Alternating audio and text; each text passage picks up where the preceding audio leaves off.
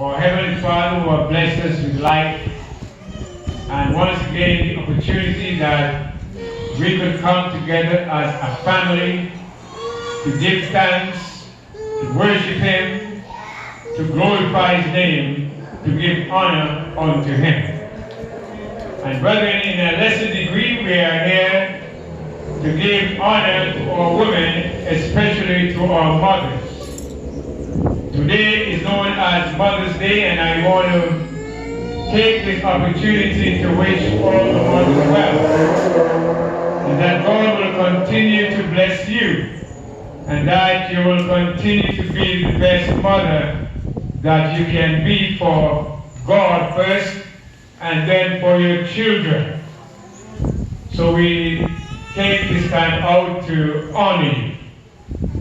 But when we look at our Bible from way back in the Genesis, we recognize that our women have played a great role in service to God. Throughout the Old Testament, we know that women work along with the prophet. Some of them were called prophetess. And we know, fast forward in the New Testament, women also played a great role in the church. Brethren, that's why we are here this morning to honor our women. Now, the topic of the lesson this morning is this woman. This woman. And this morning, attention is called to serve the woman in connection with the words, this woman. And I want you to look at yourself this morning and to know, woman, that you are loved by God. And I want you to know that God wants you to work in the church. God wants you to be good wives. God wants you to be good mothers. And God wants you to be good servants in the church of the Lord. Just as it was in the time of the Apostle Paul and the Apostle Peter. The women were very active, and the women then worked very closely with the apostles of Jesus Christ. There were times when the women will travel with the men to make sure that their needs are being fulfilled, to make sure that the servants of God are properly looked after. The women of the church today should not do less. God is still looking for you to assist them and to work with the men of God, to work with the servants of God, so that God will receive the glory and the praise. This morning I want us to look at the book of Matthew 26 and verse 13. Now in the book of Matthew 26 and verse 13, the scripture says that Jesus went into the house of Simon the leper. Then the Bible says that there came unto him a woman with an alabaster box of very precious ointment. This was all that this woman had.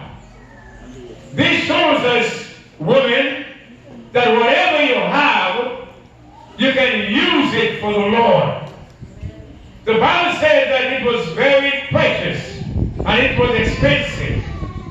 The woman took it and she poured it on the head of Jesus Christ.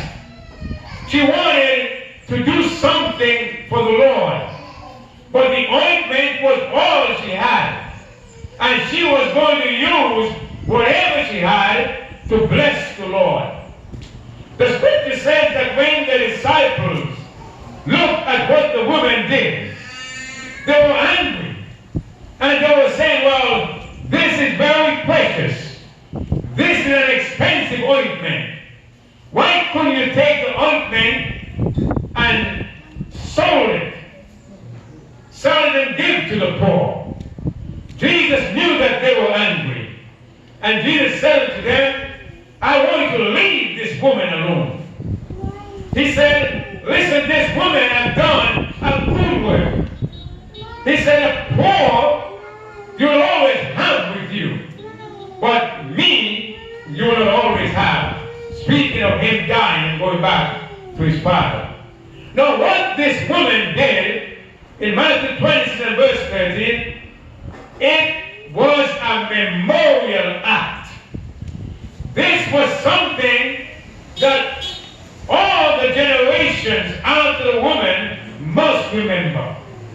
It was a memorial act.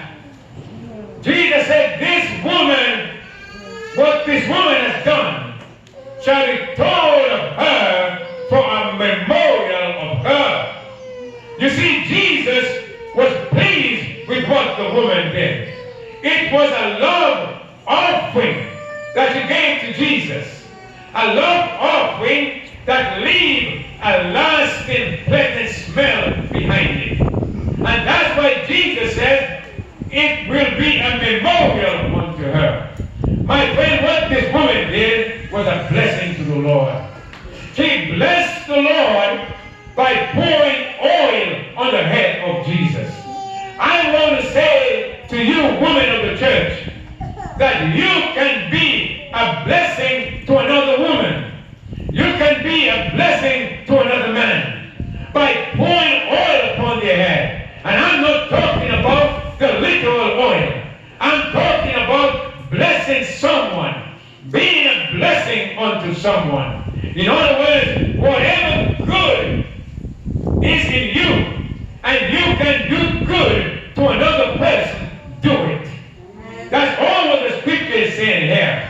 Just as this woman was a blessing to Jesus, you can be a blessing to the woman, to the sister or the brother that is sitting next to you.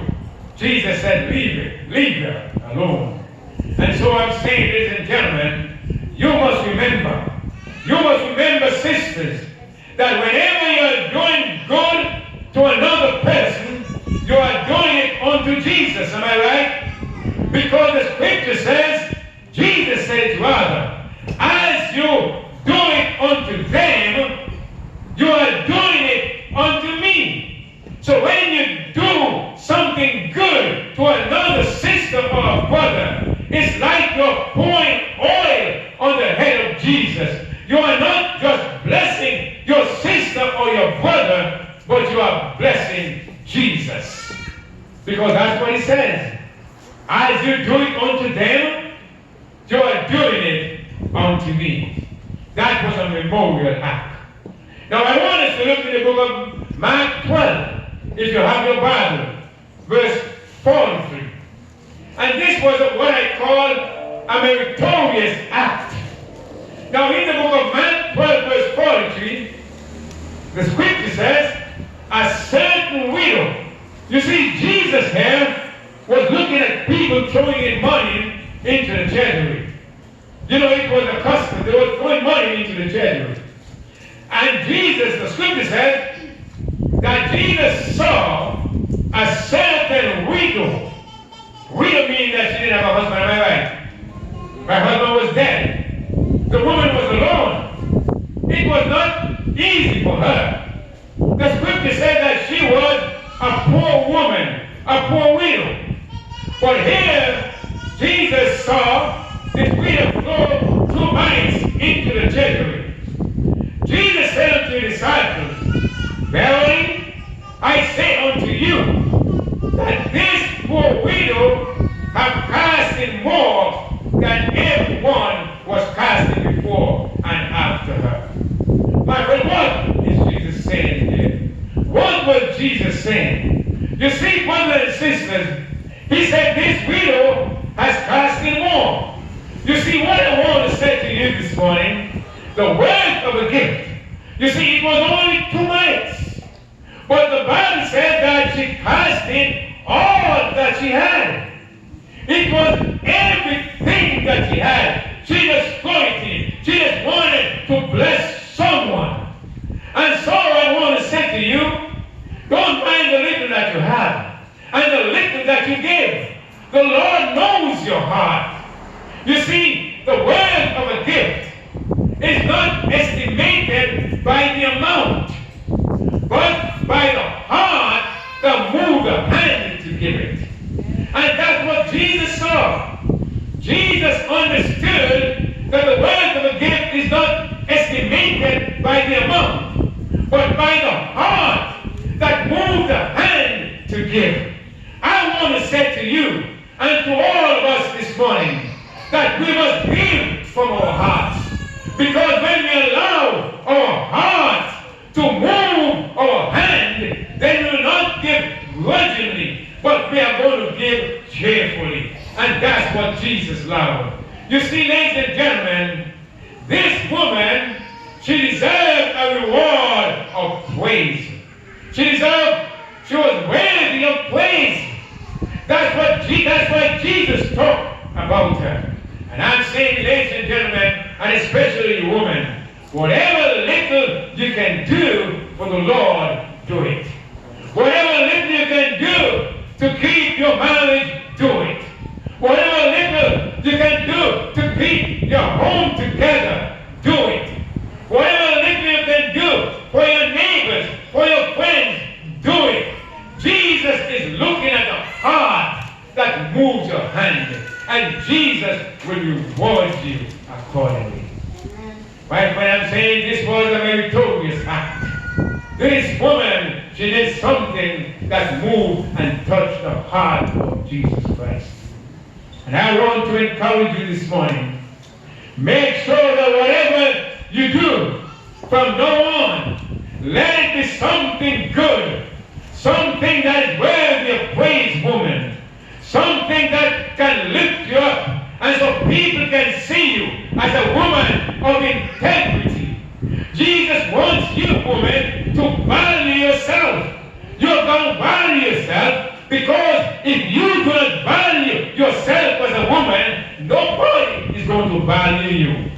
And so I want to say to you that you must look up. You must be able to always raise your head and to walk with a high standard. I'm saying, my ladies and gentlemen, this was a good act. Now, I want us to look at the book of Luke 7 and verse 46. Luke 7 and verse 46. You see, there were some Simons in the Bible. Now, Jesus said, again, Jesus went into a house. And Jesus turned to Simon and said, you see, Simon gave nothing to Jesus. You see, brothers and sisters, sometimes we give nothing to Jesus, some of us. But there are some of us who give all to Jesus, because we understand that Jesus gave all to us and for us. So Jesus turned to Simon, there in Luke 7:44-46, and he said, Simon, I came into your house. You gave me the water for my feet. His feet must have been dirty, because Jesus said, you gave me no water for my feet. But this woman, she washed them with her hair. You see, the woman, all that she had was her hair. And her hair was not too good for Jesus. You see, there's nothing that you have that is too good for Jesus. Sometimes we think, oh, this thing is too good for the church. I can't give it to the church. Remember that when you give it to the church, you are giving it to Jesus. Am I right? Remember that Jesus is the head of the church. So Jesus said, I came into your house. You gave me no water. But this woman, you gave me the water for my feet. But she had washed my feet with her hair. Jesus said, you gave me a kiss. But she had kissed my feet. She kissed my feet. You see, nothing is too good for Jesus. We can kiss the feet of Jesus because Jesus died for us on the cross of Calvary. Jesus said, you gave me the oil for my head, but she anointed my feet with oil. And we're going to pray. My friend, this was what I call a meaningful act. Jesus Christ spoke of this woman who washed his feet with her hair. You see what Jesus saw? He saw beyond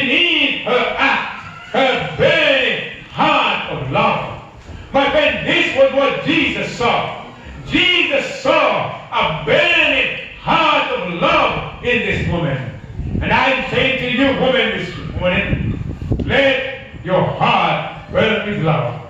Because when love feeds the heart, I'm saying when love feeds the heart, don't allow hate to feed your heart. Sometimes we allow hate to feed our heart. Don't let jealousy and envy feed your heart. Don't let grudge feed your heart. Don't hate another sister because she might be better looking than you. Don't hate another brother because he might be more richer than you. Let love feed your heart, because when love feeds your heart, God will be well pleased with you. I'm saying when love feeds your heart, my friend, the heart of heart. I believe that this heart have a heart. So I'm saying let love feed the heart of your heart, and then the fire of love will burn brightly in your heart. This is what God wants of us. I'm saying that this was a meaningful act. Jesus spoke highly of this woman. Then we look again in the book of Acts 9. In the book of Acts 9, chapter 36. Now this speaks of Dorcas. Dorcas was a wonderful woman. You see, all these are women that work closely with the disciples and the apostles of God. I want to say this morning, thank God for women who work closely with the servants of God. Thank God for women of the church who work alongside the leadership of the church. You are not doing something new. It was something that practiced with the women of the church, Lydia and Dorcas. The Bible says that there was a Joppa, a certain disciple named Dorcas. Now look what the Bible said of Dorcas. The Bible said that this woman, Dorcas, was full of good works. My friend, if she was full of good works, then there was no room for anything else. That's what the Bible is saying. There was no room for stupidity. There was no room for jealousy and envy. There was no room for anything else. The Bible says that Dorcas' life was full of good works. I'm saying God wants that of you, woman. This is what God wants of you. God wants your life to be filled with good works, so that your husband can be pleased with you, so that God can be pleased with you, so that you can be a blessing to your neighbor and to your friend and to your sister, rather than being a hindrance to them. So the Bible says that Dorcas was filled with good works. And the Bible said, and these, which she did. Read your Bible. The Bible said that she did and these. Now what is and these? The Bible is saying that this woman Dorcas, she may not have been a rich woman, but she did and these. In other words, she gave money and she gave food to the poor. She even made clothes for the disciples of Jesus, but then she died. Am I right? And the Bible says, you see, when a good person dies, you miss them badly. You want them to come back again, because you want them to continue to do good. Am I right? But when an evil person lives too long, you say, boy, all kind of good people are dead and she's still alive. Sometimes we say that. You see what I'm saying? So, but the Bible says that she died. And Peter and the other disciples, they came along and they saw all the women crying and other disciples. And Peter said, what are you crying for? And they showed to Peter and the others the clothes that she sold for them. And all the good things that she did. And they told of all the good work that she did. And Peter said, this woman has to live some more. She has to live some more. I want some more good work to continue the church. I want to continue living. So Peter went and Peter touched her. And Peter brought her back to life. And she continued to do some more good work for the church. I want to say to you, woman, be like Dorcas. Make sure that you are full of good works. You will be rewarded for the good work that you do. Bible says if you give someone even a cup of cold water in my name, the Bible says if only a cup of cold water you can give, Jesus says you will not lose your reward. Jesus will never forget the good that you do. And so I'm asking you to be a Dorcas this morning. Let your life be full of good works. Then what about this woman Phoebe? Now what Dorcas did was a memorable act. Am I right?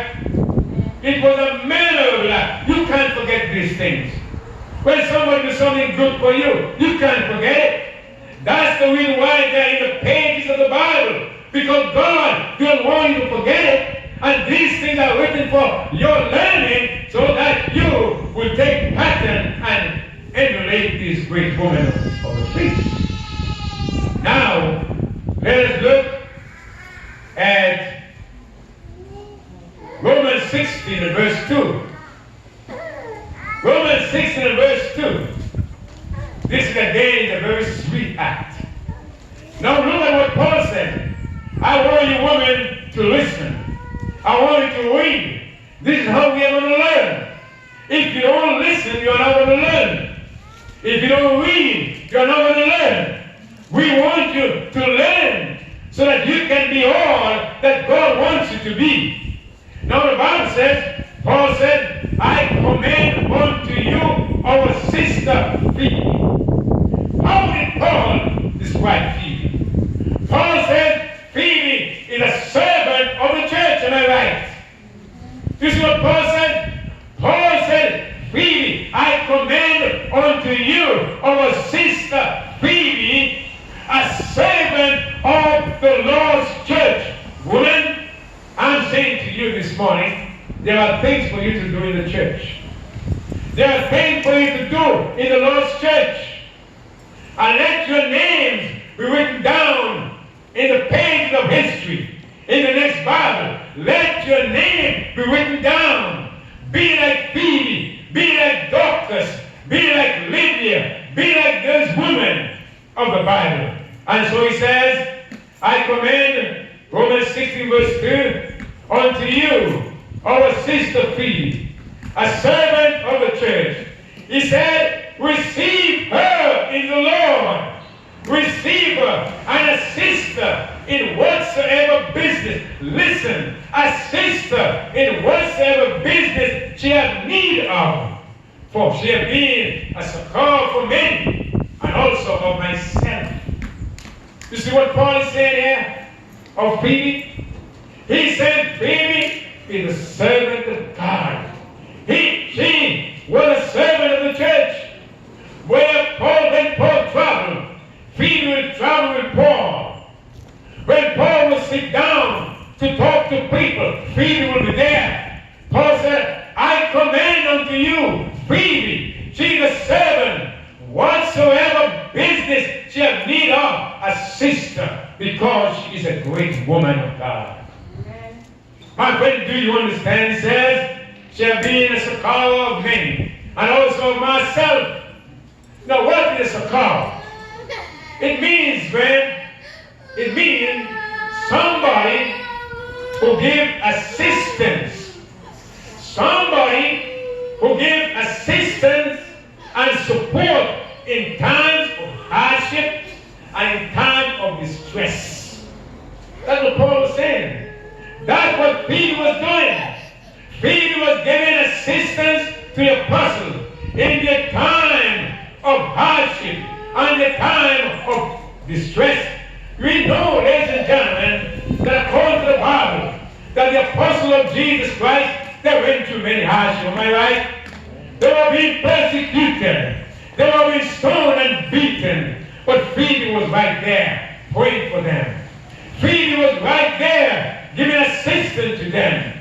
Phoebe was right there, giving support to them in times of hardship and support. And I want to say this morning, I'm thankful to the women of the church, because I go through hardships.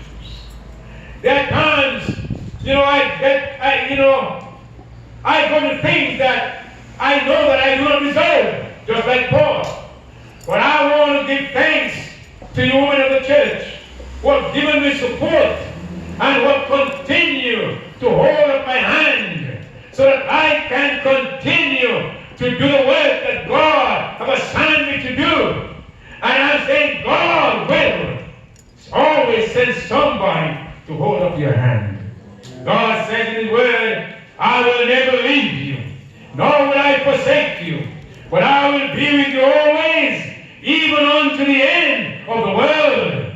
And so, ladies and gentlemen, as for me, when I go through difficulties, sometimes I say, well, Lord, I thank you because so persecuted the prophets that were before me, so persecuted the apostles and the disciples that were before me. So it means then that I'm in good company. Am I right? Yes. I'm in good company. But I just want you to continue to give me my support so that I can continue to do the Lord's work. Because as long as I live, I want to do what I'm called to do, what I was called to do. When I no longer can do it, then it is time for I to leave this world. But as long as I'm here, I want to do God's work. And I this morning solicit your support. And I'm asking you to continue to pray for me. So this was a sweet act that Phoebe did. Last of all, this was a ministerial act. Again, the Bible says that after Simeon had blessed Jesus, you see, the parents of Jesus, they brought Jesus when Jesus was little to Simeon. And the Bible said after Simeon had blessed Jesus, Luke 2 verse 38, I'm looking at. After Simeon had blessed Jesus, there was a woman by the name of Anna. And sometimes we don't hear much about Anna. But Anna, the Bible said that she came after Simeon and she gave thanks. She gave thanks to the Lord, even though he was little. And he spoke of him to all them that looked for him for redemption, or the redemption of Israel. I'm saying that this woman, Anna, the Bible says she gave thanks unto God. Women of the church, I'm saying that there are always a reason why you must give thanks to God. God is good. Look how beautiful the women of the church look. When I look at you this morning from here, all of you are looking beautiful. All of you are well dressed. Your hair well done. I'm saying you're looking fine. So there is a reason. This is a reason. Am I right? Give God thanks. Always remember to thank Him. And always remember to praise Him. Because God will always continue to be good for you and to do good to you. So I'm saying this woman, she gave thanks unto God. Yes, she was single. Yes, she was single. But she didn't wait for others. Sometimes, women, when you see that there is something that needs to be done in the Lord's church, don't wait for another sister to come and help you. If you can do it yourself, just get up and do it. Am I right? Just do it. Don't wait for someone else. So why? If someone else don't come, you mean that you won't do it? I'm saying whatever your hand finds to do for the Lord, woman, do it. God is going to reward you. This woman, she was single in her perception of the Lord and in praise to God. And the Bible says she gave adoration and worship to the Lord. I'm saying that you must do the same. I'm saying, women of the church, we are thankful for you this morning. And we just want you to be strong in God. Just keep looking unto the Lord. And if you're a woman this morning and you have not given your life to Jesus, I want to encourage you again. I'm appealing unto you again. I'm saying, give Jesus your heart. Jesus says, I am the way. Did he say that? He said, I am the door. What is Jesus saying? If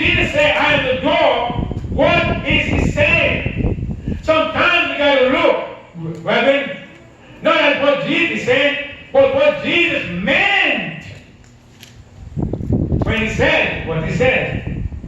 He said, I am the door. You know what it means?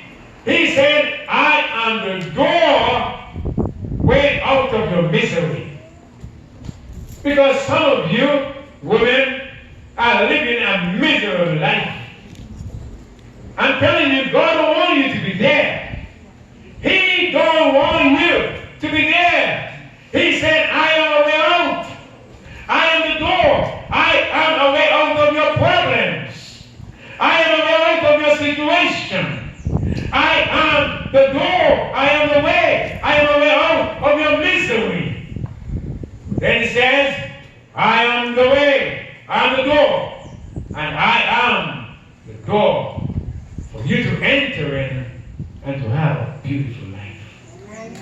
A way out of your misery, but a way into a better life. I am the door.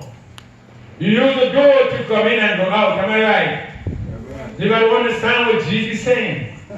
He said, I am the door. A way out of your misery, woman. You don't have to live the life you're living. And I am the door you can enter in to a better life. I want to thank you for listening to me this morning. And I pray that God will bless your heart and mind. And let all of us continue to be the best we can be for God. But today is a day when we come together to honor God for our mothers, and in a lesser degree to honor our women for the great work that she has done in our life. I want to thank you for listening to me as I now turn it over to our song leader, Brother Granville Chapman. May God continue to bless us all.